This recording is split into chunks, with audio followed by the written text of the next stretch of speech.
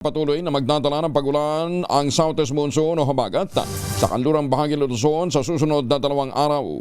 Ayon kay Veronica Torres ng Pag-asa, asahan ang pabugso-bugsong mga pagulan sa Ilocos Region, Batanes, Babuyan Island, Abra, La Union, Pangasinan, Benguet, Zambales at Bataan.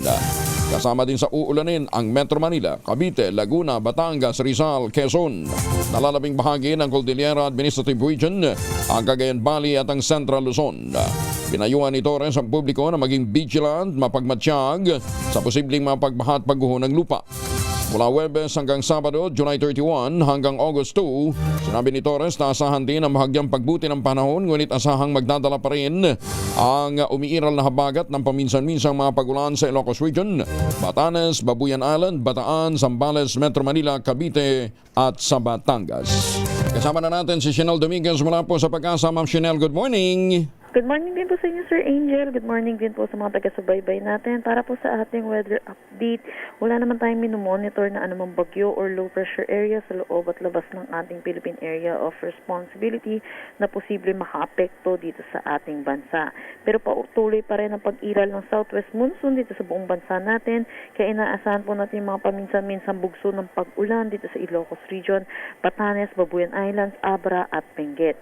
Naasahan naman po natin dito sa Metro Manila, Central Luzon, rest of Cordillera Administrative Region, rest of Cagayan Valley at Rizal, magiging maulap ang kanilang papawiri na may mataas na tsansa ng mga pag-ulan. Sa nalalabing bahagi ng ating bansa, particularly sa kalalabing bahagi po ng Calabarzon, Bicol Region, Mimaropa, Visayas at Mindanao, magiging mainit at maalinsangan po, lalo na po sa tanghali hanggang hapon na may mataas na tsansa ng mga pag-ulan, lalo na pagdating sa hapon at sa gabi. Tugaliin na lang po natin magdala ng pananggalang na payong po, lalo na po sa init sa umaga at mga pag-ulan po lalo na sa hapon at sa gabi. Meron din tayong nakataas na gale warning dito po sa seaboards po ng extreme northern Luzon. So, pinapaalalahanan po natin mga kababayan po natin, lalo na po may mga sasakyan maliit pandagat at mga mangingisda po natin. Delikado po pumalaot dito po sa nasabi po natin extreme northern Luzon po natin na seaboards. Yan po muna latest dito sa Pag-asa Weather Forecasting Center. Chanel Dominguez po, magandang umaga. Ma'am Chanel, yung extreme northern Luzon, anong mga lugar yun? Ito po dito po sa may Batanes, Babuyan Batanes. Island at northern coast po ng Ilocos Norte. Okay. Tapos ang weekend natin, kumusta?